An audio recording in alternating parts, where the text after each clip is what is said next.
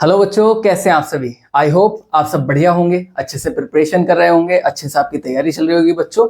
और आपका बच्चों कम्युनिकेशन स्किल में चैप्टर 3 हम पढ़ रहे थे। और चैप्टर 3 जो है बच्चों आपका वो barriers to communication and gateways था। ये हमने स्टार्ट कर दिया था आपका लास्ट लेक्चर में बच्चों। हमने आपका बैरियर्स क्या होता है, कम्युनिकेशन में क्या बैरियर्स होते हैं, किसे कहा जाता है, कम्युनिकेशन बैरियर्स कहा किसे जाता है, ये चीज मैंने आपको डिटेल में बताई थी। और साथ ही मैंने आपको बताया था कि गेटवेज क्या होते हैं, आपके कम्युनिकेशन गेटवेज किन्हें कहा जाता है। और कम्युनिकेशन के बच्चों मैंने आपको कॉन्सिक्वेंसेज बताए थे, कौन कौन से कॉन्सिक्वेंसेज होते हैं जिनकी वजह से आपका कम्युनिकेशन बैरियर होता है। साथ ही मैंने कुछ रीजंस भी आपको बताए थे कि वो कौन कौन से रीजंस होते हैं जिनकी वजह से आपका कम्युनिकेशन क्या होता है, उसमें बाधा आती है। यानी बातचीत करने में, संचार में क्या होती है बच्चों, बाधा आती है। लास्ट लेक्चर में हम ये सब कवर अप कर चुके थे। और बच्चों आज का जो आपका लेक्चर रहने वाला है, इसमें हम पढ़ने वाले हैं टाइप्स ऑफ बैरियर्स के बारे में। यानी बैरियर्स के कौन कौन से टाइप होते हैं ये हम डिस्कस करेंगे बच्चों। आपका टाइप्स ऑफ बैरियर्स यानी बैरियर्स के कौन कौन से प्रकार होते हैं। बेसिकली इसको हम चलिए शुरुआत करते हैं इसकी। There are various view to define and divide barriers and it is difficult to categorise barriers into a universal sketch. यानी कहने का मतलब क्या है, आपका जो बाधाएं होती हैं, जो बैरियर्स होते हैं, आपके बैरियर्स को अलग अलग व्यूज के अकॉर्डिंग क्या है आप डिफाइन कर सकते हैं। क्या कर सकते हैं आप, डिफाइन कर सकते हैं एंड डिवाइड कर सकते हैं। एंड क्या कर सकते हैं आप, डिवाइड कर सकते हैं। यानी डिफाइन करना, बाधाओं को अलग अलग तरीके से क्या किया जा सकता है, डिफाइन किया जा सकता है और डिवाइड किया जा सकता है। और इनको कैटेगराइज करना, यूनिवर्सल स्केच के तौर पर इनको कैटेगराइज करना काफी मुश्किल है। यानी कहने का मतलब क्या है, यूनिवर्सल स्केच के तौर पर यानी आप इसको ऐसे समझ सकते हैं। आप कहेंगे, मैं अगर कहने लगूं कि जो मैं आपको टाइप्स ऑफ बैरियर्स पढ़ाने वाला हूं, सिर्फ यही टाइप्स ऑफ बैरियर्स होते हैं, इसके अलावा दुनिया में कोई टाइप्स ऑफ बैरियर्स नहीं होगा, तो ऐसा कहना गलत होगा। क्योंकि साफ टाइप्स ऑफ बैरियर्स की डेफिनेशन ये कहती है कि आप इसको कैटेगराइज नहीं कर सकते यूनिवर्सल स्केच के तौर पर। आप इसको कैटेगराइज नहीं कर सकते हैं यूनिवर्सल स्केच के तौर पर, but this can be understood by the rising of problems. लेकिन इनको समझा जा सकता है। जैसे जैसे आपकी प्रॉब्लम्स क्रिएट होगी, बैरियर्स को उसी आधार पर समझा जाएगा। यानी किस टाइप की आपकी प्रॉब्लम है, आप जब कम्युनिकेट कर रहे हैं, आप जब संचार कर रहे हैं किसी से आप जब बात कर रहे हैं, तो वो किस टाइप की प्रॉब्लम आपको आई है, उसी हिसाब से उसको कैटेगराइज किया जाएगा। कहने का मतलब ये है कि ये वाली बाधा है जिसकी वजह से मेरा कम्युनिकेशन इफेक्ट हुआ है। मान लीजिए जैसे आप सड़क से गुजर रहे हैं, फॉर एग्जाम्पल आप एक रोड से गुजर रहे हैं, रोड पर अचानक से एक साउंड आती है। आप फोन पर किसी से बात कर रहे थे, फोन पर क्या कर रहे थे, किसी से बात कर रहे थे, तो फोन पर बात करते करते अचानक से एक रोड पर तेजी से आवाज, हॉर्न देता हुआ एक ट्रक निकलता है या बस जाती है। तो कहने का मतलब क्या है, एक नॉइस बैरियर। कौन सा बैरियर यहां पर क्रिएट हुआ, यहां पर क्रिएट हुआ नॉइस बैरियर। यानी उसने एक नॉइस किया, एक साउंड किया, जिसकी वजह से क्या हुआ, आपका कम्युनिकेशन इफेक्ट हो गया। आप जो बात कर रहे थे बीच में क्या हो गई, वो लैप हो गई, सामने वालों को आवाज ही नहीं, हॉर्न की आवाज आ गई लेकिन आपकी आवाज नहीं आई। तो ये क्या हो गया, आपका नॉइस बैरियर हो गया। ये क्या हो गया, आपका नॉइस बैरियर होगा। इसी तरीके से जब भी प्रॉब्लम कोई क्रिएट होगी, उसी के आधार पर क्या है, आपके बैरियर को डिफाइन किया जाएगा। नेक्स्ट बात करते हैं, broadly barriers can be divided in these following categories. अगर मोटे तौर पर बात करें तो कुछ कैटेगरीज हैं जिनमें हमने बैरियर्स को क्या है, डिवाइड किया गया है। आपके सब्जेक्ट में कुछ कैटेगरीज दी गई हैं जिनके आधार पर बैरियर्स को डिवाइड किया गया है। ये कुछ कैटेगरीज है बच्चों, यही आपको पढ़नी है, यही आपके सिलेबस में दी गई है। बहुत सारे होते हैं बैरियर्स की, बहुत सारी कैटेगरीज होती हैं। जैसे कि मैंने आपको बताया, प्रॉब्लम के हिसाब से क्या होते हैं, उत्पन्न होती हैं। ठीक है, तो यहाँ पर आपको कुछ कैटेगरीज दी गई है जिनमें आपकी मेनली 6 कैटेगरीज है बैरियर्स की। उन 6 कैटेगरीज को ही आपको पढ़ना है और यही आपके सिलेबस में है। तो वो 6 टाइप कौन कौन से हैं, एक तो है आपका इंट्रापर्सनल, एक है आपका इंटरपर्सनल बैरियर, एक तो है आपका इंट्रापर्सनल बैरियर, एक है आपका इंटरपर्सनल बैरियर, एक है आपका ऑर्गेनाइजेशनल बैरियर, एक है आपका सेमेंटिक बैरियर, एक आपका फिजिकल बैरियर और एक आपका साइकोलॉजिकल बैरियर। ये टोटल 6 टाइप के बैरियर हैं। इन बैरियर्स को हम कवर अप करेंगे आपके चैप्टर 3 में, और इनमें से कुछ को हम कवर अप करेंगे आज के इस लेक्चर में। चलिए स्टार्ट करते हैं अपना लेक्चर। सबसे पहले आपका इंट्रापर्सनल बैरियर। कौन सा है आपका,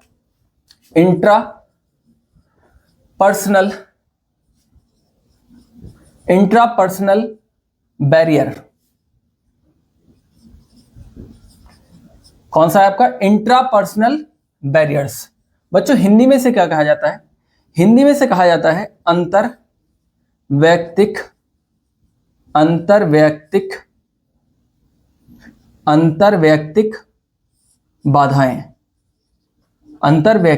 बाधाएं।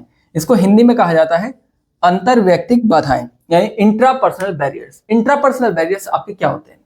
Barriers due to different experiences, education, values and personality are called intrapersonal barrier in communication.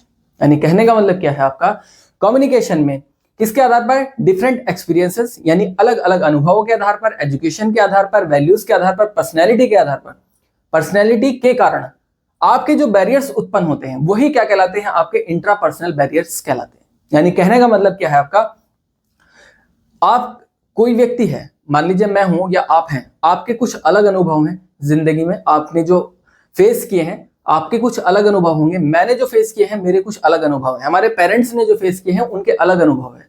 तो कहने का मतलब ये है सभी के क्या होंगे? डिफरेंट डिफरेंट एक्सपीरियंसेस होंगे। वो किस आधार पर? बहुत सारी चीजें हो सकती हैं। एजुकेशन भी एक कारण हो सकता है, किसी की एजुकेशन कम होगी, किसी की एजुकेशन ज्यादा होगी, कोई वेल क्वालिफाइड होगा, कोई लेस क्वालिफाइड होगा। तो एजुकेशन के कारण भी क्या होता है?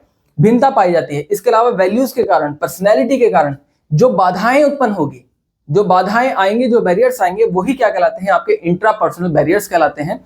इंट्रापर्सनल बैरियर्स कहलाते हैं। These barriers arise from individual attitude and habits, यानी ये किसी एक पर्सनल व्यक्ति की एटीट्यूड और हैबिट से क्या होते हैं? उत्पन्न होते हैं। Various intrapersonal barrier are maintained here. यहाँ पर कुछ जो आपके इंट्रापर्सनल बैरियर्स हैं वो मेंटेन किए गए हैं, उन पर चर्चा करते हैं बच्चों। आपको ये बिल्कुल क्लियरली समझ में आ जाएगा आपका कि इंट्रापर्सनल बैरियर होता क्या है। यहाँ पर कुछ कैटेगरीज दी गई हैं, यहाँ पर कुछ आपके इंट्रापर्सनल बैरियर्स की कैटेगरीज दी गई हैं। वो कौन कौन से टाइप्स होते हैं जो क्या करते हैं? बाधाएं क्रिएट करते हैं किसी एक पर्सनल व्यक्ति के द्वारा। सबसे पहले है आपका wrong assumption. Wrong assumption, different background, categorical thinking, valid perception, wrong interference और इम्परवियस कैटेगरीज। ये सारे के सारे क्या है? आपके इंट्रापर्सनल बैरियर्स की कैटेगरीज में आते हैं। इनको समझना बहुत जरूरी है बच्चों, क्या होते हैं, किस तरीके से वर्क करता है इंट्रापर्सनल बैरियर्स में। आपका नंबर 1 अगर मैं बात करूं, रॉन्ग अजम्पशन। सबसे पहला कौन सा है हमारा? नंबर 1 है हमारा रॉन्ग अजम्पशन। रॉन्ग अजम्पशन यानी आपकी गलत धारणा या अवधारणा ही क्या कहलाती है? रॉन्ग अजम्पशन कहलाती है। इसको समझते हैं रॉन्ग अजम्पशन होता क्या है। दुनिया में 2 लोग हैं, ठीक है, कोई भी 2 लोग ऐसे नहीं हो सकते। ऐसे समझिए, दुनिया में कोई भी 2 लोग एक जैसे नहीं हो सकते हैं, चाहे वो सगे भाई बहन ही आपके क्यों ना हो, वो कभी भी एक जैसे नहीं होंगे। वो हेरिडिटी के आधार पर, आपका अनुवांशिकता के आधार पर, एजुकेशन के आधार पर, वैल्यूज के आधार पर या आपकी पर्सनैलिटी के आधार पर, सभी चीजों में क्या होते हैं? सभी लोग क्या होते हैं? डिफरेंट होते हैं। तो यहां पर क्या होता है? जो हमारा रॉन्ग अजम्पशन होता है बच्चों, आपका रॉन्ग अजम्पशन में एक की पॉइंट आपको ध्यान में रखना है। इसमें एक चीज को ध्यान में रखना पड़ता है। रॉन्ग अजम्पशन में क्या होता है? जो व्यक्ति है, रॉन्ग अजम्पशन में कोई भी आपका अगर एक व्यक्ति है, कोई भी आपका एक व्यक्ति है, उसकी समझ व ज्ञान के आधार पर, ज्ञान, समझ व ज्ञान यानी उसकी अंडरस्टैंडिंग और उसकी नॉलेज, अंडरस्टैंडिंग और उसकी नॉलेज यानी उसके ज्ञान और समझ के आधार पर ही रॉन्ग अजम्पशन वाली जो आपकी कैटेगरी है ये उत्पन्न होती है। यानी जो बैरियर है रॉन्ग अजम्पशन, ये किसके आधार पर होगा? यहाँ पर समझ व ज्ञान के आधार पर क्रिएट होता है। इसको उदाहरण के थ्रू हम समझते हैं, एक एग्जाम्पल के थ्रू। मान लीजिए एक डॉक्टर है, वो क्या करता है? अपने पेशेंट को मेडिसिन देता है, कोई दवाई देता है, और दवाई देने के बाद वो उससे कहता है कि आप इसको SOS लेंगे। वो क्या कहता है? मेडिसिन को आप SOS लेंगे। अब उसने तो कह दिया, लेकिन पेशेंट जो था, उसके पेशेंट की ना तो समझ इतनी थी और ना ही नॉलेज इतनी थी कि वो जान पाए कि SOS होता क्या है। ना ही तो उसकी समझ इतनी थी और ना ही उसके पास इतना ज्ञान था कि SOS क्या होता है, उसको पता ही नहीं था। डॉक्टर ने कह दिया कि आप जो है अपनी दवाई को SOS ले। तो अब इसका मतलब क्या हुआ? एक बाधा क्रिएट होगी, एक क्या होगी? डिफिकल्टी आएगी, क्योंकि वो समझ ही नहीं पाए। तो ये जो डिफिकल्टी आ रही है, जो बाधा आ रही है, जो बैरियर आ रहा है, वही क्या कहलाएगा बच्चों? आपका रॉन्ग अजम्पशन कहलाएगा। रॉन्ग अजम्पशन कहलाएगा। अब इसके गेटवे के बारे में बात कर लेते हैं। गेटवे से पहले एक चीज और मैं आपको बता दूं, यही क्या कहलाएगा? आपका रॉन्ग अजम्पशन कहलाएगा। यानी जो डॉक्टर था, उस डॉक्टर ने अपने पेशेंट की जो नॉलेज थी उसके स्तर का वो पता लगाने में असफल रहा, जो उसकी समझ थी, जो उसकी अंडरस्टैंडिंग थी, उसका पता लगाने में वो असमर्थ रहा, जिसकी वजह से क्या होगा? ये बाधा क्रिएट होगी रॉन्ग अजम्पशन वाली। उसको पता ही नहीं चल पाएगा कि SOS होता क्या है, जो पेशेंट है। तो अब इसका गेटवे क्या होगा? गेटवे क्या होता है? क्योंकि हमारा जो टॉपिक है वो communications to barriers and gateways है। अब बात करते हैं गेटवे के बारे में। गेटवेज क्या है इसका? गेटवेज की अगर मैं बात करूं तो इसको हम आसान शब्दों में गेटवेज को कह सकते हैं कि सलाह एक टाइप की, या हम कह सकते हैं कि गेटवेज को हम कह सकते हैं कि एक राइट डिसीजन लेना ही क्या कहलाता है, आपका गेटवे कहलाता है। अब राइट डिसीजन क्या होगा? राइट डिसीजन क्या होगा इसमें? गेटवे ये कहता है कि उस डॉक्टर को, जो उसका पेशेंट है, सबसे पहले कोई भी व्यक्ति जिस व्यक्ति से कोई बात कर रहा है, कम्युनिकेशन में भी आपको ध्यान में रखना है किस तरीके से इसका गेटवे बनता है, यानी इसका सॉल्यूशन क्या है। गेटवे को हम कह सकते हैं दूसरी भाषा में सॉल्यूशन। इसका सॉल्यूशन क्या होगा?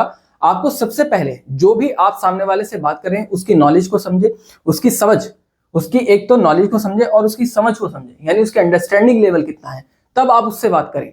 मान लीजिए एक बहुत ही लो नॉलेज वाला पर्सन है और उसकी अंडरस्टैंडिंग भी कम है, आप उससे जो है बहुत हाई लेवल की बात करने लगते हैं, ठीक है, तो उसमें क्या होगा? रॉन्ग अजम्पशन पैदा होगा, यानी आपका क्या है, गलत अवधारणा पैदा हो जाएगी और वो उस बात को समझ भी नहीं पाएगा। तो यही इसका क्या होता है? सॉल्यूशन होता है, या हम कह सकते हैं यही इसका गेटवे है। यानी आपको अपने जो भी वर्क है या जो भी आपके जूनियर हैं या सीनियर हैं, सबसे पहले जब आप उनसे बात करते हैं तो उनकी नॉलेज और उनकी अंडरस्टैंडिंग लेवल को चेक करें और उसके बाद अपनी बात को पूरा करें, ठीक है। तो ये हो गया आपका रॉन्ग अजम्पशन। अब नेक्स्ट बात करते हैं आपका सेकंड आता है आपका डिफरेंट बैकग्राउंड। सेकंड आपका डिफरेंट बैकग्राउंड। डिफरेंट बैकग्राउंड का मतलब क्या होता है? इसको भी आप ऐसे ही समझ सकते हैं। डिफरेंट बैकग्राउंड भी क्या है? कोई भी दो व्यक्ति एक सेम बैकग्राउंड से नहीं हो सकते हैं। कोई भी दो व्यक्ति क्या है, सेम बैकग्राउंड से नहीं हो सकते। और अगर हुए भी, अगर मान लीजिए कोई दो व्यक्ति सेम बैकग्राउंड से हो गए तो तब डिफरेंट बैकग्राउंड वाली समस्या तो होगी नहीं, क्योंकि हम तो बात कर रहे हैं यहाँ पर डिफरेंट बैकग्राउंड की। तो यहाँ पर क्या होगा, कोई दो व्यक्ति होंगे और जिनका बैकग्राउंड क्या होगा, जिनकी जो पृष्ठभूमि होगी वो क्या होगी, दोनों ही अलग अलग पृष्ठभूमि से होंगे। फॉर एग्जाम्पल आप इसको ऐसे समझ सकते हैं कि एक व्यक्ति एक कंप्यूटर वाले की शॉप पर जाता है, हार्डवेयर वाले की शॉप पर जाता है, ठीक है। एक हार्डवेयर वाले की शॉप पर जाता है कोई पर्सन। अब वो क्या करता है, वहां हार्डवेयर वाले की शॉप पर जाकर कहता है कि मुझे एक कंप्यूटर चाहिए।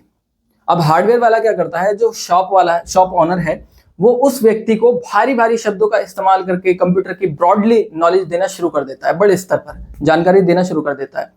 अब वो अपने कम्युनिकेशन को इतना कॉम्प्लिकेटेड बना देता है, जो व्यक्ति गया था वो उस बैकग्राउंड से तो बिल्कुल नहीं आता था। भाई मैं हूं, मान लीजिए मैं एक कंप्यूटर परचेज करने के लिए गया, मुझे इतनी नॉलेज नहीं है कंप्यूटर के बारे में। अब शॉप ओनर इतनी नॉलेज दे दे मुझे कंप्यूटर के बारे में, इतनी बातें कर दे, कॉम्प्लिकेशन पैदा कर दे, कहने का मतलब ये है।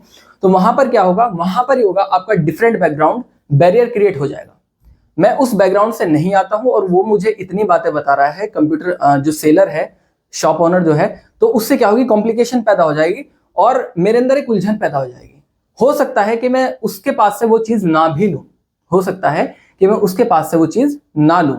तो इसमें क्या होता है, आपके गेटवे की अगर हम बात करें, इसका सॉल्यूशन क्या होगा? अगर कोई व्यक्ति डिफरेंट बैकग्राउंड से आता है तो आपको क्या करना है, जब आप उससे कम्युनिकेट करेंगे तो आपका जो नॉलेज लेवल है आप उसका यूज ना करें, आप उसको पहले समझें। उसका नॉलेज लेवल कितना है, वो किस बैकग्राउंड से आता है, उसका जो पृष्ठभूमि है वो कैसी है, उसको समझे। देन आप क्या करें, अपना प्रोसेस फॉलो करें, कम्युनिकेशन का प्रोसेस फॉलो करें, ये समस्या नहीं होगी। मान लीजिए कोई एक देहाती व्यक्ति आ गया किसी गांव से, बहुत बेचारा अच्छा कम्युनिकेशन उसका नहीं है। आप क्या कर रहे हैं, आप उससे इंग्लिश के शब्दों का यूज कर रहे हैं, उससे बात करते हुए आप कम्युनिकेट कर रहे हैं। तो इससे क्या होगा, वो डिफरेंट बैकग्राउंड से आया है, उससे उसकी लैंग्वेज में बात करने की कोशिश करो ताकि वो आपकी बात को समझ पाए।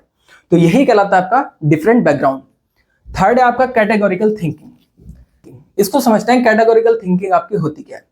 कैटेगोरिकल थिंकिंग को आप ऐसे समझ सकते हैं बच्चों, मोस्टली पीपल, अक्सर आपने देखा होगा, बहुत लोग ऐसे होते हैं जिन्हें लगता है कि वो सब कुछ जानते हैं, लेकिन वास्तव में क्या है, वो सब कुछ नहीं जानते हैं।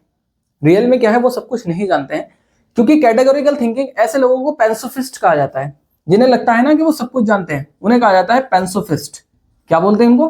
पेंसोफिस्ट कहा जाता है ऐसे व्यक्ति को, जिन्हें लगता है कि वो सब कुछ जानते हैं। वो एक किसी वस्तु विशेष या किसी सब्जेक्ट विशेष या किसी ऑर्गेनाइजेशन विशेष के बारे में भी अपनी समझ ऐसे ही बना लेते हैं कि उन्हें सब कुछ पता है।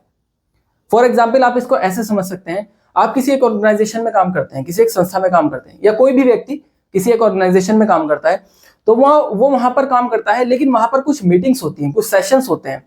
हर महीने या 6 महीने में एक सेशन या 3 महीने में एक सेशन होता है उस कंपनी के द्वारा। लेकिन वो क्या करता है, उस मीटिंग या उस सेशन को अटेंड नहीं करता है। क्यों? क्योंकि उसको लगता है वो सब कुछ जानता है, उसे क्या लगता है वो सब कुछ जानता है, हालांकि उसका ये जानना क्या है उसके लिए नुकसानदायक होगा। क्योंकि इन फ्यूचर मान लीजिए कोई मीटिंग होती है, उसके जाहिर सी बात है मीटिंग तो हो ही रही है और वो उसमें पार्टिसिपेट नहीं कर रहा है, तो उसमें उसके ऑर्गेनाइजेशन से रिलेटेड बहुत सारी इंफॉर्मेटिव चीजें आएंगी और वो उसको जानना ही नहीं चाहता, उसे लगता है कि वो सब कुछ जानता है। तो ये बैरियर क्या हो जाएगा, कैटेगोरिकल थिंकिंग वहां पर क्रिएट हो जाएगी, ये बैरियर आपको क्रिएट करेगा आपका। अब इसका गेटवे क्या है, गेटवे की अगर मैं बात करूं, इसका सॉल्यूशन क्या है। कोई भी मान लीजिए वो जो व्यक्ति है जो मीटिंग्स को अटेंड नहीं करता, उसको नुकसान तो मैंने आपको बता ही दिया क्या होने वाला है। जो भी इंफॉर्मेशन है उसकी ऑर्गेनाइजेशन से रिलेटेड वो उसको नहीं मिल पाएंगी। लेकिन अगर वो उनको अटेंड्स करता है तो उसको क्या है, अपने ऑर्गेनाइजेशन से रिलेटेड कुछ नई चीजें जानने के लिए मिलेंगी और वो उसको हेल्प करेगी आगे जाने में उस ऑर्गेनाइजेशन में। अदरवाइज क्या होगा, वो उस ऑर्गेनाइजेशन में फेल हो जाएगा और बाहर कर दिया जाएगा। तो यही कहलाती है आपकी कैटेगोरिकल थिंकिंग। यानी आप जिस भी ऑर्गेनाइजेशन में काम करते हैं प्रॉपरली, अगर वहां पर कोई मीटिंग या सेशंस होते हैं उनको जरूर से अटेंड करें, क्योंकि ये आपको हेल्प करेगा उस ऑर्गेनाइजेशन में आपको ग्रो करने के लिए। ठीक है। फोर्थ आता है आपका वैलिड परसेप्शन। वैलिड परसेप्शन क्या होता है, वैलिड परसेप्शन ये होता है कोई भी दो व्यक्ति एक जैसा नहीं सोचते। इसमें क्या होता है, कोई भी दो व्यक्ति एक जैसा नहीं सोचते हैं, उनकी किसी भी एक पॉइंट ऑफ व्यू को लेकर, किसी एक चीज को लेकर, किसी एक थॉट्स को लेकर अलग अलग क्या हो सकती है, डिफरेंट थिंकिंग हो सकती है उन दोनों की।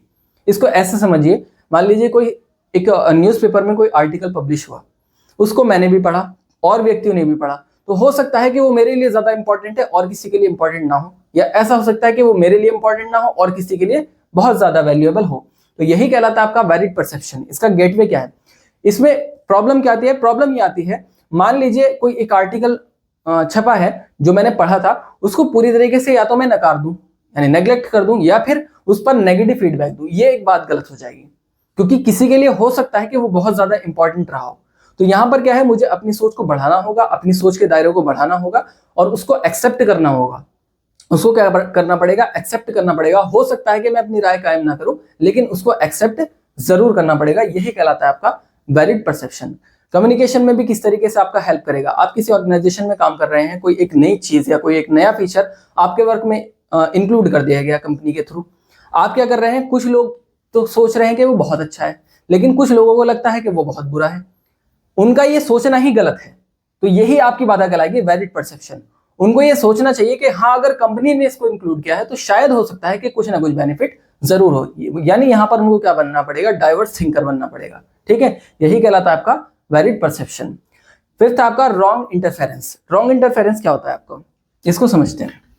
रॉन्ग इंटरफेरेंस, रॉन्ग इंटरफेरेंस में आपका क्या आता है, कभी कभी ऐसा होता है, रॉन्ग इंटरफेरेंस को समझते हैं। कभी कभी क्या होता है रॉन्ग इंटरफेरेंस में, आप किसी ऑर्गेनाइजेशन में काम करते हैं और वहां पर कुछ बात होती है आपकी किसी कॉलीग से या किसी से भी बात होती है, तो बातों में क्या होता है, बातों में सच्चाई जब तक आपने आंखों से न देखा हो और अपने कानों से न सुना हो, तो उन बातों में जो आप दूसरे से सुनते हैं कुछ हद तक झूठ जरूर मिला होता है या वो अफवाहें होती हैं। तो ऐसा ही क्या होता है, रॉन्ग इंटरफेरेंस होता है। मान लीजिए इसको एक एग्जाम्पल के थ्रू समझते हैं।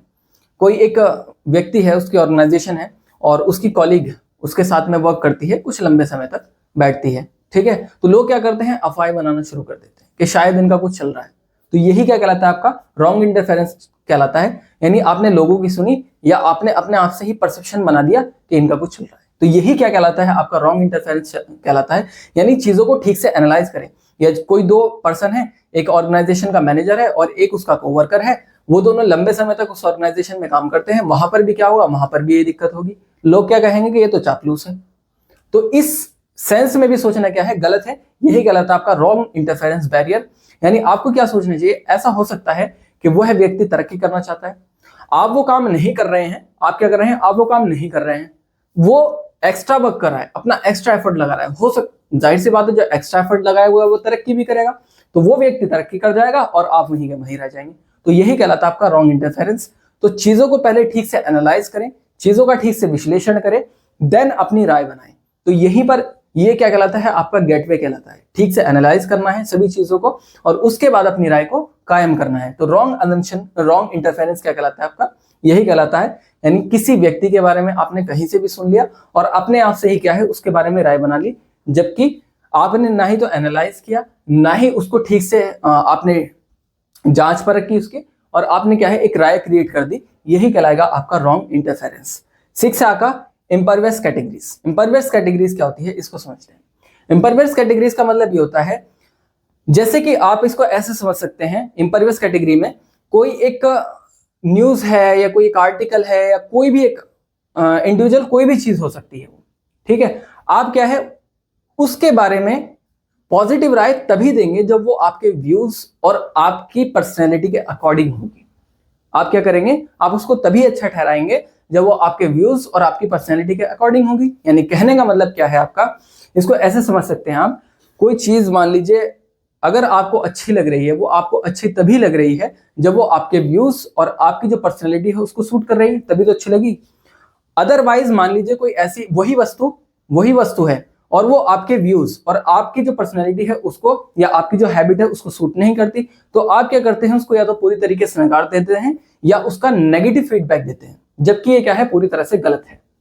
यानी कोई चीज अगर आपके अनुसार ठीक है तो ठीक है, कहने का मतलब यह है, और अगर आपके अनुसार ठीक नहीं है तो वो बिल्कुल बेकार है, यानी नेगेटिव फीडबैक देना। तो यही क्या कहलाता है आपका, इस तरीके का बैरियर कहलाता है आपका इम्परवियस कैटेगरीज, यही कहलाता है आपका इम्परवियस कैटेगरीज बैरियर। तो आपको इसमें क्या करना है, इसका गेटवे क्या कहता है, चीजों को ठीक से समझें, अपनी थिंकिंग को डाइवर्स थिंकिंग रखें, आपको कैसा बनना है, एक डाइवर्स थिंकर बनना है। आपको जगह देनी है उन चीजों के लिए भी, आपको राय देनी है उन चीजों के बारे में भी जिनको आप पसंद नहीं भी करते हैं। तो आपको राय कैसे देंगे, आप उसको एनालाइज करेंगे ठीक से, आप उसको ठीक से जांचेंगे परखेंगे, उसके बाद अपनी राय को कायम करेंगे। तो यही क्या कहलाती है, आपकी इम्परवियस कैटेगरीज का गेटवे कहलाता है। यानी चीजों को ठीक से परखना और सभी चीजों के लिए एक दायरा रखना। फॉर एग्जाम्पल, आपके घर में मम्मी को तो सीरियल देखना पसंद है, मम्मी को और सिस्टर को, और आपको सीरियल देखना पसंद नहीं है। आप देखते हैं मूवीज, आपको मूवीज देखना पसंद है, या और कुछ एक्शन ड्रामास देखना पसंद है, या और कुछ जो भी आपकी हो सकती है। तो कहने का मतलब यह है, आप बिल्कुल सिरे से ये नहीं कह सकते हैं कि सीरियल बिल्कुल बेकार होते हैं। क्यों, आपको अगर पसंद नहीं है तो वो बेकार नहीं हो सकते, आपको ही तो पसंद नहीं है। तो यहाँ पर आपको क्या है, यहाँ पर आपको डाइवर्स थिंकर बनना पड़ेगा, यानी आपका इम्परवियस कैटेगरी में आ जाएंगे आप। आपके परसेप्शन से पूरी तरीके से वो क्या है, गलत है, जबकि उन्हें तो अच्छा लगता है। तो इसको आप क्या करेंगे, इसको ओवरकम कैसे करें, इसका गेटवे क्या है, इसका गेटवे यही है कि उसको भी अपने माइंड में थोड़ी जगह दें। भाई आपको ही तो पसंद नहीं है तो दूसरे को तो पसंद है, तो इसे ही कहा जाता है बच्चों आपका इम्परवियस कैटेगरी। तो ये आपके टोटल 6 टाइप थे इंट्रापर्सनल बैरियर्स के, जिसमें हमने पढ़ा रॉन्ग अजम्पशन के बारे में, second different background, categorical thinking, valid perception, wrong interference and impervious category. तो ये आपका इंटरपर्सनल बैरियर था। आई होप कि आपको समझ में आया होगा। नेक्स्ट जो आपका रहने वाला है वो रहने वाला है इंटरपर्सनल बैरियर्स। नेक्स्ट जो आपका कौन सा है, नेक्स्ट आपका इंटरपर्सनल बैरियर्स, ये सेकंड आ गया आपका। फर्स्ट हमने कंप्लीट कर दिया, ये है आपका सेकंड इंटरपर्सनल बैरियर। मैंने आपको बताया था यहाँ पर हम 6 टाइप पढ़ने वाले हैं, ये आपका सेकंड टाइप है। चलिए इसको जानते हैं। Barriers due to inappropriate transaction of words between 2 और more people are called interpersonal barriers. यानी कहने का मतलब क्या है आपका, 2 या 2 से ज्यादा लोगों के बीच में जो इनअप्रोप्रिएट ट्रांजैक्शन ऑफ वर्ड होता है, यानी अनुचित शब्दों का आदान प्रदान के कारण उत्पन्न होने वाला बैरियर ही क्या कहलाता है आपका, इंटरपर्सनल बैरियर कहलाता है। क्या कहलाता है आपका, इंटरपर्सनल बैरियर कहलाता है। यानी 2 या 2 से ज्यादा लोगों के बीच अनुचित शब्दों के आदान प्रदान के कारण उत्पन्न होने वाला बैरियर ही क्या कहलाएगा आपका, इंटरपर्सनल बैरियर कहलाएगा। दीज आर फॉलोइंग टाइप्स, इसके कुछ टाइप हैं। These are of following types, इसके भी कुछ टाइप्स हैं, जैसे हमने आपके इंट्रापर्सनल के पढ़े, इसी तरीके से आपके इंटरपर्सनल के भी ये 6 टाइप्स हैं। इनको डिटेल में समझते हैं बच्चों। मैं उम्मीद करता हूं जितना मैंने अभी तक आपको बताया है वो समझ में आया होगा बच्चों। तो इंटरपर्सनल बैरियर्स में भी आपके 6 टाइप होते हैं, जैसे उसमें 6 टाइप होते हैं। इसको समझेंगे। इसमें बताया गया है कि अनुचित शब्दों का प्रयोग, अनुचित शब्दों के प्रयोग से सबसे पहले जो आपका आता है लिमिटेड वोकैबुलरी। क्या आता है आपका, limited vocabulary. Limited vocabulary number 1 है आपका लिमिटेड वोकैबुलरी, यानी कम वोकैबुलरी का होना, या एक कह सकते हैं हम इम्प्रॉपर वोकैबुलरी का आपके पास होना। आप चाहे ओरल कम्युनिकेशन कर रहे हैं, चाहे आप ओरल कम्युनिकेशन कर रहे हैं, चाहे आप ओरल कम्युनिकेशन कर रहे हैं, चाहे आप रिटन कम्युनिकेशन कर रहे हैं, चाहे आप रिटन कम्युनिकेशन कर रहे हैं, दोनों में ही क्या है, अगर आपके पास लिमिटेड वोकैबुलरी है तो दोनों के दोनों ही क्या होंगे, बाधित होंगे। यानी ये जो लिमिटेड वोकैबुलरी आपका बैरियर है वो किस में आता है, आपका इंटरपर्सनल में आता है। और ये दोनों को ही इफेक्ट करेगा, चाहे आप ओरल कम्युनिकेट करें चाहे आप रिटन कम्युनिकेट करें, वो किस तरीके से करेगा। मान लीजिए एग्जाम्पल के तौर पर आप किसी संस्था में काम करते हैं, ठीक है, आप उस संस्था से जुड़े हुए वोकेबलरी की आपको जानकारी है ही नहीं, आपके पास एक लिमिटेड वोकेबलरी है, जबकि जो संस्था है उसकी कंप्लीट वोकेबलरी आपके पास होनी चाहिए थी। फॉर एग्जांपल मान लीजिए कोई व्यक्ति है वो तहसील में नौकरी करता है, ठीक है, तो तहसील में जो शब्दों का इस्तेमाल किया जाता है, जो वोकेबलरी यूज की जाती है, जिन जिन शब्दों का इस्तेमाल किया जा सकता है, उस वोकेबलरी की एटलीस्ट उसे जानकारी होनी चाहिए ही चाहिए, तभी वो क्या करेगा, सर्वाइव कर पाएगा। अदरवाइज क्या होगा, उसे दिक्कत होगी, उसको ओरल कम्युनिकेशन में भी दिक्कत होगी और रिटन कम्युनिकेशन में भी दिक्कत होगी। तो लिमिटेड वोकेबलरी एक ऐसा बैरियर है जो आपके ओरल और रिटन दोनों ही कम्युनिकेशन को क्या करता है, इफेक्ट करता है। और जो वर्ड होगा बच्चों, आपका जो वर्ड होगा, मान लीजिए उसके पास लिमिटेड वोकेबलरी है, उसकी जगह पर वो गलत शब्द का इस्तेमाल कर दे, गलती से धोखे से कुछ और शब्द का इस्तेमाल कर दे, तो क्या हो जाएगा, पूरा कम्युनिकेशन उसका ओरल और रिटन दोनों ही बर्बाद हो जाएंगे।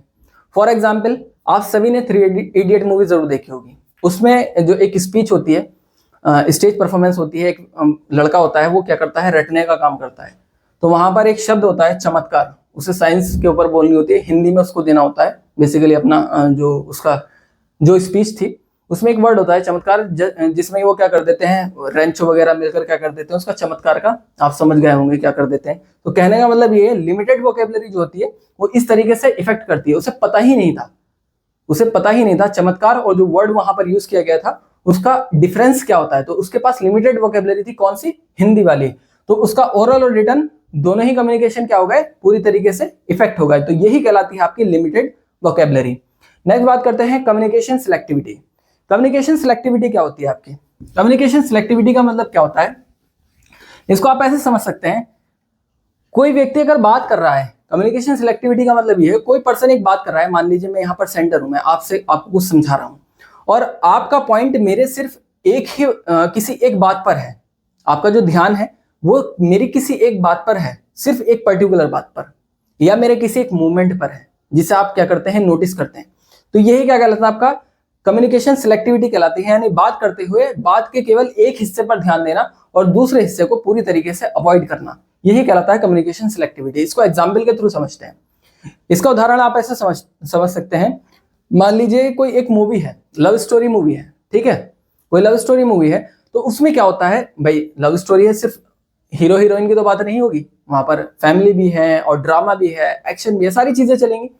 तो बाद लोग क्या करते हैं, मान लीजिए उन्होंने कैटेगरी देख ली कि ये लव स्टोरी मूवी है, तो वो सिर्फ हीरो और हीरोइन की बात ही सुन रहे हैं मूवी में, बाकी क्या कर रहे हैं, स्किप कर रहे हैं, बाकी पार्ट को स्किप कर रहे हैं, और जैसे ही हीरो हीरोइन का सीन आता है और वो उसको देखते हैं, बाकी को स्किप कर रहे हैं। तो यही क्या कहलाता है, कम्युनिकेशन सिलेक्टिविटी कहलाता है। मतलब वो एक पर्टिकुलर चीज पर ध्यान दे रहे हैं, बाकी चीजों पर पूरी तरीके से ध्यान नहीं दे रहे हैं, उसको स्किप कर रहे हैं। बेसिकली यहाँ पर जो ये कम्युनिकेशन सिलेक्टिविटी में जो इंपॉर्टेंट रोल होता है वो होता है रिसीवर का।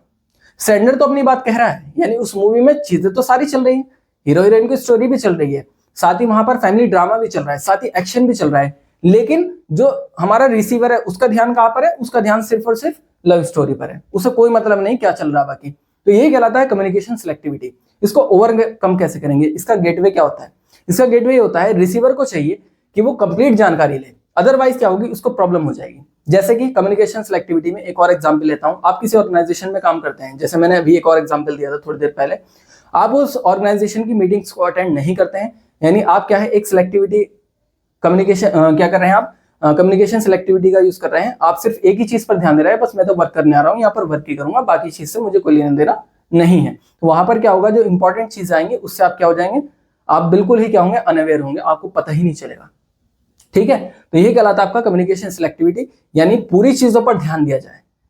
मान इसको एक और एग्जांपल के थ्रू समझते हैं। आपने इसको, मैंने ये लेक्चर यहाँ पर आपको पढ़ाया, आपने क्या किया, आपके मतलब का कुछ था, आपने सिर्फ उतना पढ़ा, उसके बाद आपने क्या कर दिया, स्किप कर दिया।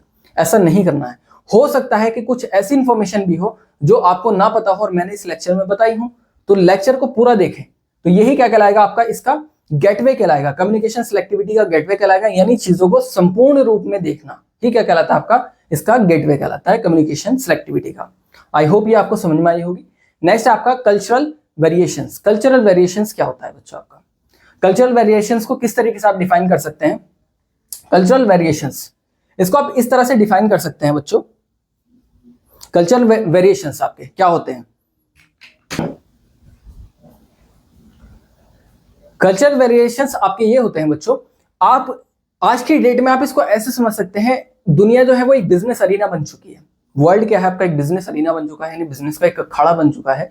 और आप अगर कोई बिजनेस करना चाहते हैं तो आपको किसी भी, मान लीजिए आप किसी अदर कंट्री में वर्क करने के लिए जाते हैं या कोई बिजनेस सेटअप करना चाह रहे हैं, आप बिजनेस सेट कर रहे हैं, तो आपको बहुत जरूरी है कि वहां के आपको कल्चर की संपूर्ण जानकारी हो। अदरवाइज क्या होगा, आप कुचल दिए जाएंगे इस बिजनेस अरेना में। क्या है, आप कुचल दिए जाएंगे। यानी उनके कल्चर को अगर आप नहीं समझ पाए तो आप अपना ना ही तो बिजनेस सेटअप कर सकते हैं और ना ही वहां पर जॉब कर सकते हैं। यानी कहने का मतलब क्या है, मान लीजिए आप अमेरिका चले गए, ठीक है, तो हमारे यहाँ का कल्चर कुछ और है और वहां का कल्चर कुछ और है। यहाँ पर आप जॉब करते हैं और वहां पर आप जॉब करते हैं, दोनों में बहुत डिफरेंस देखने को मिलेगा आपको। तो यही कहलाता है आपका कल्चरल वेरिएशंस। वहां पर आपको टीच भी किया जाएगा, वहां पर आपको डीमोरलाइज किया जाएगा, वहां पर आपको क्या है, नीचा दिखाया जाएगा। लेकिन यहाँ पर क्या है, कोशिश यहाँ पर भी की जाती है, लेकिन यहाँ पर हम हैंडल कर लेते हैं। वहां के लोगों को कैसे हैंडल करेंगे, तो वहां की सारी चीजों की जानकारी आपके पास होनी चाहिए। जब आप किसी अदर कंट्री में जाते हैं या अदर स्टेट में या कहीं भी जाते हैं आप काम करने के लिए, तो वहां की थोड़ी जानकारी ले लें, वहां की वोकेबलरी, वहां का थोड़ा रहन सहन, वहां के लोगों की बातचीत, ये सारी चीजें सीख लें पहले ही। बहुत सोर्सेज हैं, आप जानकारी ले सकते हैं। तो यही क्या कहलाता है, कल्चरल वेरिएशन कहलाता है। इसका गेटवे भी यही है, आप नई जगह पर जाते हैं तो वहां की वोकेबलरी और वहां की जानकारी जरूर लें और देन आप क्या कर सकते हैं, अपने वर्क को यूज कर सकते हैं, अपना वर्क स्टार्ट कर सकते हैं। नेक्स्ट बात करते हैं for incongruity of verbal and non verbal. इसका मतलब क्या होता है, वर्बल और नॉन वर्बल इनकॉन्जुरिटी आपकी क्या होती है, इसको ऐसे समझते हैं। ऐसा माना जाता है कि वर्बल जो आपका कम्युनिकेशन होता है वो नॉन वर्बल कम्युनिकेशन को बढ़ावा देने का काम करता है। ये फैक्ट भी है, कुछ हद तक ठीक भी है, लेकिन पूर्णतः अगर हम कहें, यानी पूरी तरीके से अगर मैं कहूं कि वर्बल नॉन वर्बल कम्युनिकेशन को एनकरेज करता है, तो पूरी तरीके से नहीं करता। फॉर एग्जाम्पल आप इसको ऐसे समझ सकते हैं, आप वर्बली तो कुछ और कह रहे हैं और आपकी बॉडी लैंग्वेज कुछ और कह रही है। मतलब मौखिक तौर पर तो आप कुछ और बोल रहे हैं, जबकि आपकी बॉडी लैंग्वेज कुछ और बोल रही है। आप कह रहे हैं कि हाँ अभी आ रहा हूं, लेकिन आपके पैर किधर है, इधर की तरफ है। उधर से कह रहे हो आ रहा हूं और फेस इधर की साइड है, तो आप आ रहे हैं या जा रहे हैं? तो आपकी बॉडी लैंग्वेज तो जाने को बता रही है, और आप सामने वाले उधर वाले पर्सन से कह रहे हैं कि अभी आ रहा हूं, तो आप जाएंगे कैसे जब आपका बॉडी लैंग्वेज उधर है? तो यही कहलाता है आपका वर्बल और नॉन वर्बल इनकॉन्जुरिटी बैरियर। यानी कहने का मतलब ये है, इसको एक और एग्जांपल से समझते हैं। आपके घर में अचानक से मेहमान आ जाए और आपको कहीं जाना था, तो आप क्या करेंगे, अरे आइए आपका स्वागत है, आप बड़ी बड़ी बातें करेंगे, ठीक है, आप उनको बहुत अच्छे से पेश आएंगे। लेकिन क्या है, आपका वो काम आज ही होना है, मजे की बात ये भी है, और आज अगर नहीं हुआ तो फिर कभी नहीं होगा। तो आप वैसे तो दिखा रहे हैं, आपका शब्द तो कह रहे हैं, लेकिन आपकी बॉडी लैंग्वेज क्या करेगी, यार कहाँ से आ गया, क्यों आके बैठ गया, मुझे तो जाना था, बहुत इंपॉर्टेंट काम था। तो यही क्या होता है बच्चों, कभी कभी बॉडी लैंग्वेज क्या करती है, आपकी अपोज करती है, और आप जो बोल रहे हैं वो अपोजिट बोल रहे होते हैं। तो इस चीज, ये बैरियर की तरह काम करता है। आप इसको, इसका गेटवे क्या है, आप किसी ऑर्गेनाइजेशन में आप वहां पर इसको कैसे मेंटेन करेंगे? तो आपको ध्यान में रखना है, जो आप बोल रहे हैं, जो आपका वर्बल कम्युनिकेशन है, उससे आपकी बॉडी लैंग्वेज मैच खानी चाहिए। क्योंकि आप जिस भी ऑर्गेनाइजेशन में जाएंगे वहां पर ऐसा नहीं है कि सिर्फ वर्बल एक्सपर्ट होंगे, वहां पर बॉडी लैंग्वेज एक्सपर्ट भी होंगे। यानी आप सिर्फ सोच रहे हैं कि मैं शब्दों के जाल से किसी को समझा दूंगा, नहीं, आपकी बॉडी लैंग्वेज को भी पकड़ लेते हैं लोग। तो इस चीज को ध्यान में रखना है वर्बल और नॉन वर्बल में, यानी आपकी बॉडी लैंग्वेज और आप जो कह रहे हैं वो आपकी कैसे होनी चाहिए बच्चों, सेम होनी चाहिए। नेक्स्ट बात करते हैं फिफ्थ, इमोशनल आउटबर्स्ट। ये क्या होता है आपका, भाई हम सब ह्यूमन हैं, और ह्यूमन के अंदर क्या होती है बच्चों, फीलिंग्स होती हैं, इमोशंस होती हैं। तो आपकी फैमिली में, आपके बिजनेस में ये फीलिंग्स, इमोशंस क्या होती हैं, जरूर दिखाई देती हैं। आप किसी बिजनेस में हैं, आप क्या करते हैं, कभी कभी कोई बात ऐसी हो गई, कोई बात इस तरीके की आपके सामने आ गई जिसमें आपको क्या है, मेंटली आप थोड़े से डिस्टर्ब हो गए। तो वहां पर क्या है, आपके आंसुओं ने आपकी बात को नहीं कहने दिया, यानी आपने रोना शुरू कर दिया, या कहीं पर आपके बात ने आपके आंसुओं को नहीं निकलने दिया, आप शांत हो गए। तो इसी तरीके से क्या होता है, यहां पर भी क्या होता है, इमोशनल आउटबर्स्ट यही कहती है। इसका गेटवे क्या कहता है, गेटवे को समझिए। आप जब भी बिजनेस कम्युनिकेशन कर रहे हैं, आप किसी ऑर्गेनाइजेशन में हैं, तो इसको बहुत कंट्रोल में रखना है। आपकी जो इमोशनल बैलेंस है उसको बहुत ध्यान में रखना है बच्चों। बिल्कुल भी इमोशनली नहीं होना है आपको, अपने वर्क एक्सपीरियंस में ध्यान में रखना है, इन चीजों को थोड़ा सा ध्यान रखना है। यानी आप क्या करेंगे, मान लीजिए किसी आपके सीनियर ने या आपके बॉस ने आपको डांट दिया, वहां पर ये नहीं कि आप रोना शुरू कर दें। तो इमोशन को क्या करना है, आपको बैलेंस करना है।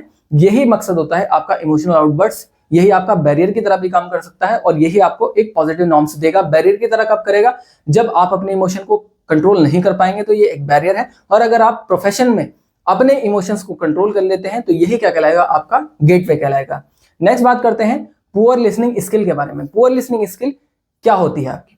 बेसिकली जो पुअर लिसनिंग स्किल होती है, मेन इसमें जो रोल है वो है हमारा रिसीवर का, यानी आपका। मैं यहाँ पर सेंडर हूं और आप क्या है, यहाँ पर रिसीवर है। तो ये डिपेंड करती है आपके ऊपर। बच्चों एक वर्ड होता है हियरिंग, एक वर्ड होता है हमारा हियरिंग, और एक वर्ड होता है हमारा लिसनिंग। एक वर्ड होता है हमारा लिसनिंग। इसका मतलब भी सुनना होता है और इसका मतलब भी सुनना होता है। हियरिंग और लिसनिंग दोनों का मतलब क्या होता है बच्चों, सुनना होता है। लेकिन हियरिंग और लिसनिंग में डिफरेंस क्या है आपका? हियरिंग क्या होती है आपकी, लिसनिंग क्या होती है, इनमें डिफरेंस क्या होता है, इसको समझते हैं। हियरिंग भी सुनना है और लिसनिंग भी आपका सुनना है। हियरिंग जो है बच्चों आपका ये पैसिव प्रोसेस है, जबकि लिसनिंग आपका एक एक्टिव प्रोसेस है। पैसिव प्रोसेस और एक्टिव प्रोसेस से क्या मतलब है, यानी ये आपकी एक रिफ्लेक्सिव एक्शन है और ये आपका एक एक्टिव प्रोसेस है। हियरिंग क्या होती है, हियरिंग किस तरीके से सुनना होता है, आप सड़क से जा रहे हैं, अचानक से ट्रक ने साउंड दिया, आपने सुन तो लिया ही होगा भाई, सड़क से गुजर रहे हैं, सुना होगा, जाहिर सी बात है। कान क्या करते हैं, हर वक्त सुनते रहते हैं। कानों का काम क्या है, सुनने का। आप जब जाग रहे होते हैं या चल रहे होते हैं, ये क्या है, सुनते रहते हैं। आप जब सो रहे होते हैं इवन, तब भी इनमें कुछ ना कुछ तो साउंड जाती रहती है, ठीक है। तो सुनना क्या है, ये एक रिफ्लेक्सिव एक्शन है। जो हियरिंग है हमारी, आप कहीं से गुजर रहे हैं, किसी ने जोर से आवाज मारी, आवाज तो आपको भी आई है, हालांकि आवाज किसी और को दे रहा है, सुनी तो आपने भी है, तो यही कहलाती है आपकी हियरिंग। जबकि लिसनिंग क्या है, लिसनिंग का मतलब होता है किसी एक पर्टिकुलर व्यक्ति या किसी एक पर्टिकुलर बात को ध्यान से सुनना। इसमें एक चीज और आ जाता है, ध्यान से सुनना व समझना। सुनना व समझना, इसमें आ जाता है आपका सुनना व समझना। यानी आप सुन तो रहे हैं, उसकी बात को समझ भी रहे हैं। यानी यहां पर आप क्या करेंगे, रिप्लाई भी देंगे। मैं आपसे बात कर रहा हूं तो आप क्या कर रहे हैं, सुन रहे हैं, समझ रहे हैं, और अगर आप चाहें तो यहां पर आप रिप्लाई भी करेंगे। आप क्या करेंगे, रिप्लाई भी करेंगे कि ये लेक्चर आपको कैसा लगा। तो आप कमेंट जरूर करेंगे यहाँ पर कि ये लेक्चर हमें अच्छा लगा, ठीक है। तो यहां पर क्या होगा, आप ध्यान से सुन रहे हैं। लिसनिंग में ध्यान से सुनना है और समझना है, यानी कहने का मतलब ये सामने वाले की बात को सुनना, समझना और उसका जवाब देना, ये क्या कहलाता है, आपका लिसनिंग कहलाता है। इसीलिए आपका एक्टिव प्रोसेस है। जबकि यहाँ पर आप क्या करते हैं, सुनते हैं, रैंडमली भी सुन सकते हैं। बहुत सारे साउंड है जो आपके आसपास हो रहे हैं, आप सुन रहे हैं बस। तो यहाँ पर ये हो गया आपका हियरिंग और ये हो गया आपकी लिसनिंग। तो पुअर लिसनिंग स्किल क्या कहती है, पुअर लिसनिंग स्किल ये कहती है, आप यदि दो व्यक्ति कोई बात कर रहे हैं तो रिसीवर अगर पहले वाले पर्सन की, जो सेंडर है, उसकी बात को ध्यान से नहीं सुन रहा है, तो वो कहलाती है पुअर लिसनिंग स्किल। वो कुछ इंपॉर्टेंट पार्ट्स को छोड़ देगा, जिसकी वजह से उसको क्या होगी बच्चों, बाद में दिक्कत होगी। तो यही क्या कहलाती है, आपकी पुअर लिसनिंग स्किल कहलाती है। इसका गेटवे क्या है, इसका गेटवे ये कहता है, इसके गेटवे का मतलब क्या है, आप जब भी किसी की बात को सुने तो बहुत ध्यान से सुने।